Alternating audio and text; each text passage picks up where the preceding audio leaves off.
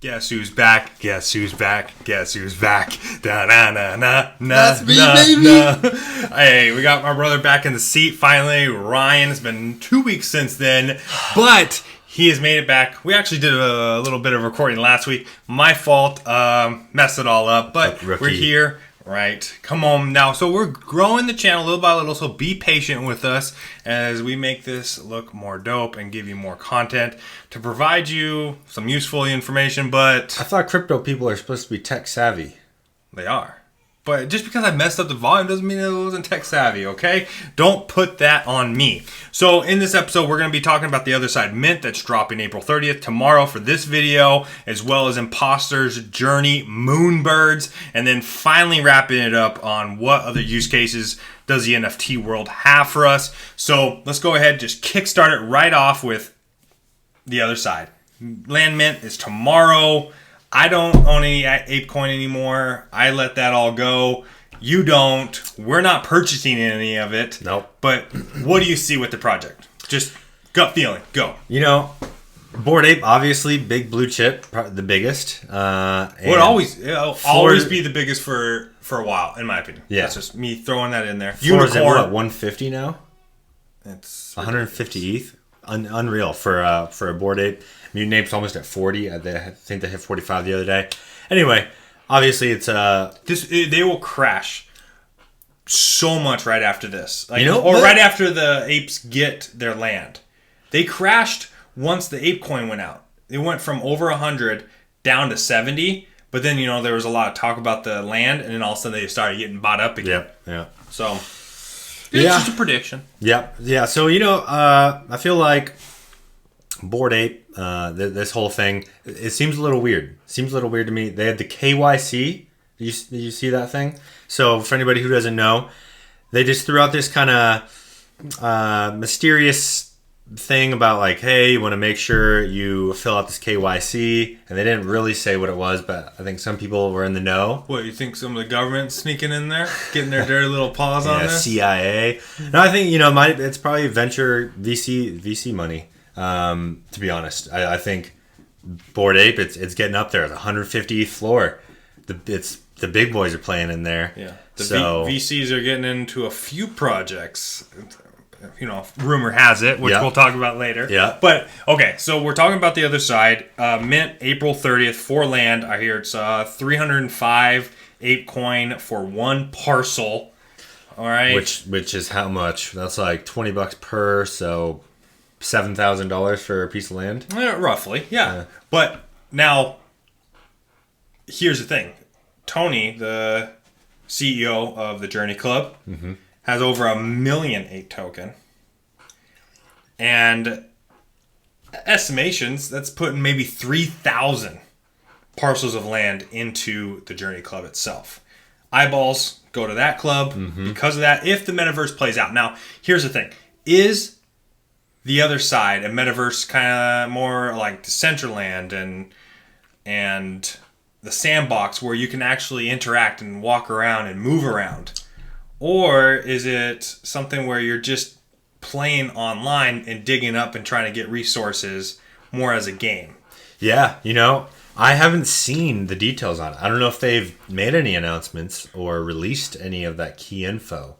It seems like they're kind of just riding on the Bored Ape hype. It's like, and everyone's like, oh, land, Bored Apes? Gotta get it, right? Gotta get it, Well, and also the auction itself is going to be a Dux auction. So it's going to start at 305 and start dropping. I don't know all the details with that. So it'll just be interesting. Big prediction. Price of Ape's going to drop. Gets crushed after this. But they are locking up all ApeCoin that gets sold or that gets used to mint the land. They'll lock it up for 1 year, and then there'll be a diluted amount that's available, but then there's still more ApeCoin that's going to enter the market because of all the ApeCoin that's in their DAO, basically. So if you stake the remaining ape, you will get rewards until next April when a shit ton of ApeCoin just starts diving into the market. So if you were one of the few that bought in at $10, applaud to you. Yeah. Nice work. Yep, absolutely. All right, let's go ahead. Jump in our next one. This is your alley. Imposters. Yes. How are you feeling? Feeling good. So right now we're in a bit of a dip. I think Do you have any blood? Here's my play on that. I'll go into that in a second. So the floor reached 3.5. Right now we're sitting just below 2. It's like 1.9 or so. Should have sold, dude. I did. I sold 2 imposters at 3.5. Why don't you sell them all?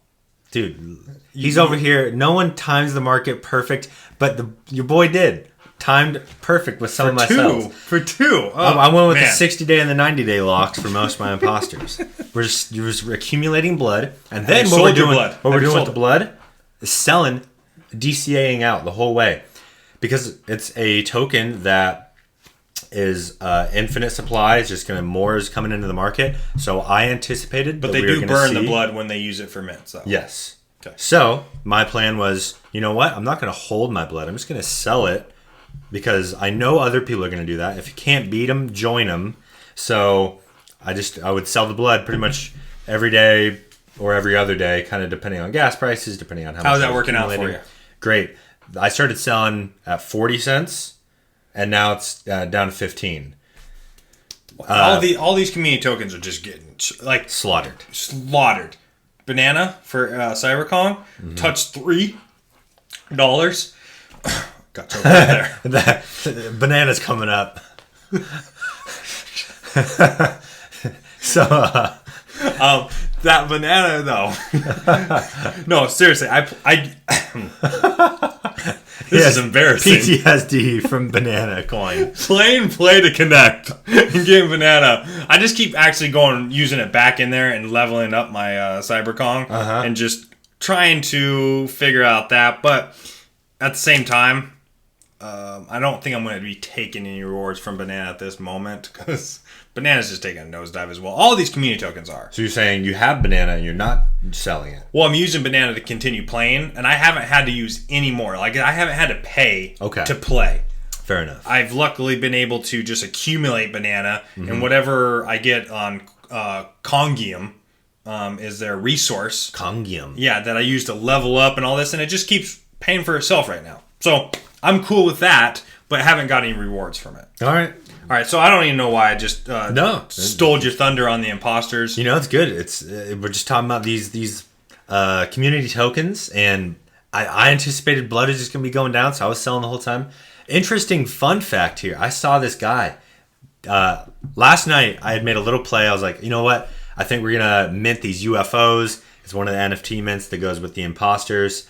For the game coming up, you'll be able to race with the UFOs. But UFO mint was supposed to be today or yesterday. So I was like, I'm going to buy some blood anticipating the announcement. Instead of an announcement coming out saying that we're minting UFOs today or tomorrow. Delay. Yeah, delay for Monday because they're playing the land sale of Bored Ape Yacht Club. No one wants to mint anything and compete with that right now. It's like watching the NBA games last night, trying to compete against the the NFL draft. Yeah, embarrassing. Playoffs can't be the draft. Pretty bad. Okay, well, so tell people, like, based off your imposters, how much blood are you getting? Blood? Yes. So I'm getting right now with all the imposters I have, I'm getting about 1,000 blood per day.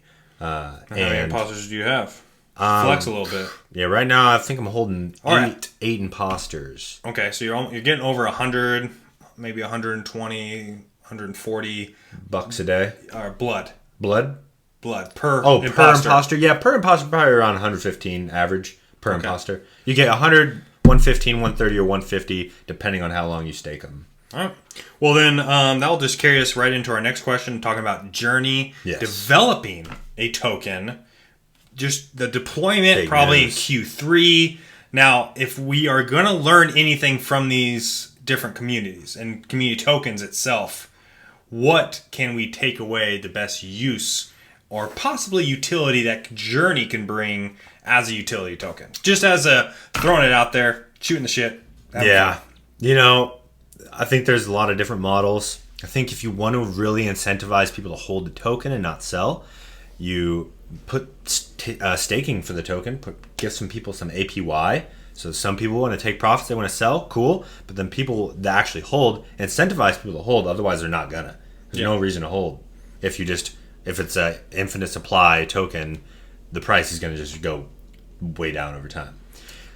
I think that's one aspect of the token. Yep. To me, you have to have use case across the board. Like Ape using it for their land sale. Yep. Like if you have a utility token, say if it's for Journey, you're using it for all merch sales. You're using it for gameplay.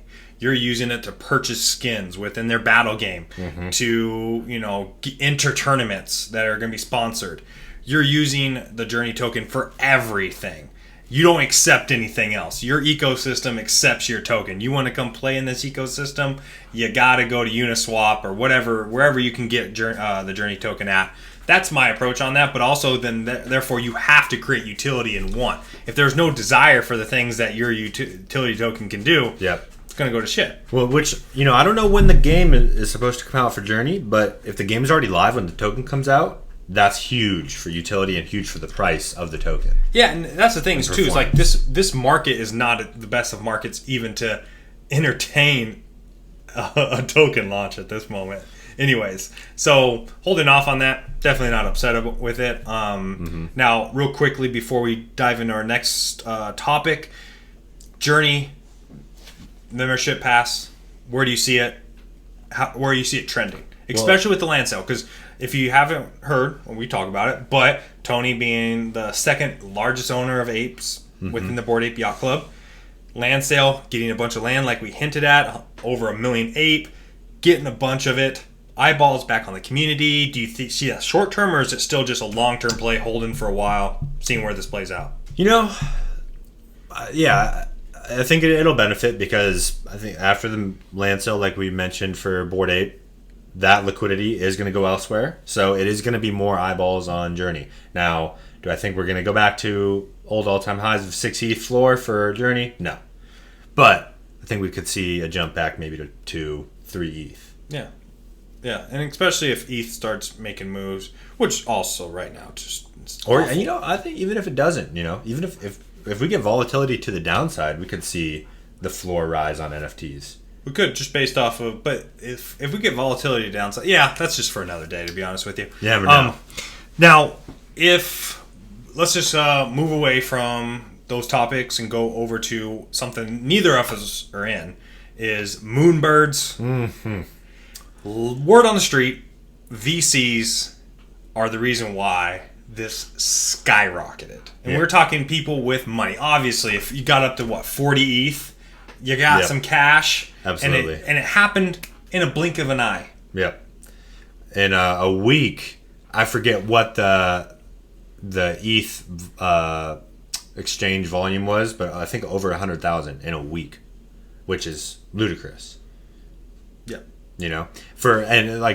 Not a lot of projects have gotten to 100,000 ETH volume traded, but they did it in about a week, which is just, it just doesn't sit right with me. And sketchy as hell to me. Obviously, if I could go back and get into the project, I would, knowing what I know now. But no duh. But it's like, tell me something that I don't know, Ryan. Come on. Well, so here's the question though: what is, when these projects are coming out and they have a bunch of hype, can you just jump on the hype train thinking, this is gonna moon? No, you can't FOMO. Or you're saying pre-mint? Pre-mint. Oh, pre-mint, yeah. Pre-mint, you always check it out. A new Moonbirds is coming out. You get wind of. Well, that's between the arbitrage or speculation. Like if you go pre-mint and you look and you're seeing the floor at least 2x from what mint price is currently at. You can easily mint, list, and make a profit from that instantly. Now, if you go pre-mint and you're looking at the project and it's sitting right there at the floor of currently at mint price, there is no reason you should mint that unless you have that speculation idea of trusting where the team's going to take their project. Right. So you have to have different approaches on that. Yep. But yeah, if you go to mint on Moonbirds at 2.5 and then floor is already at like 7.5, who wouldn't mint that? Yeah. But that's assuming you have a whitelist spot. The whitelist. 100%. But if you don't chase. You chase, you get burnt. Yeah, absolutely. Although, 2020 hindsight, you buy the floor after mint at 7 ETH. I don't know who on what type of projects how does many that people happen? have 7 ETH laying around, but then all of a sudden you get another hype bear scenario where it gets up to 7.5, and you're like, oh, it's going to do what Moonbirds did and go to 40. Yep. And then all of a sudden, now it's at 0.86, and you bought in at 7.5 ETH. So obviously, I'm just playing devil's advocate there, stirring this guy up. But anyways, The real question is, we're talking about all these projects that already exist. What is the NFT use case going forward? What use case do you see that doesn't already exist? Where are NFTs going?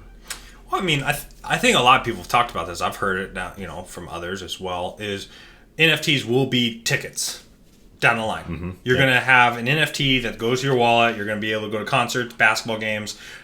Season pass holders will just have one season pass. They'll be able to check on their phone, which also then gives them rewards and potentially season pass. Then you can use that NFT therefore to go to the concession stand. And since you're a season pass holder, you get 10% off. Or at the NBA store, or you go to a soccer game, and they're just different things that it gives you. Or if there's an event where your favorite player is kind of hosting it, you can go there and show that you're season passing. It's also, so there's perks to it. I think that's going to be the next thing where tickets take over that. I also do think how stocks are traded or how they're utilized on the stock market exchange is going to be some form of NFTs. Not the way we think of it in JPEG form, but it's going to be that non-fungible token where you're not really going to be able to split it up. Yep. And you're going to that will be utilized in a more transparent way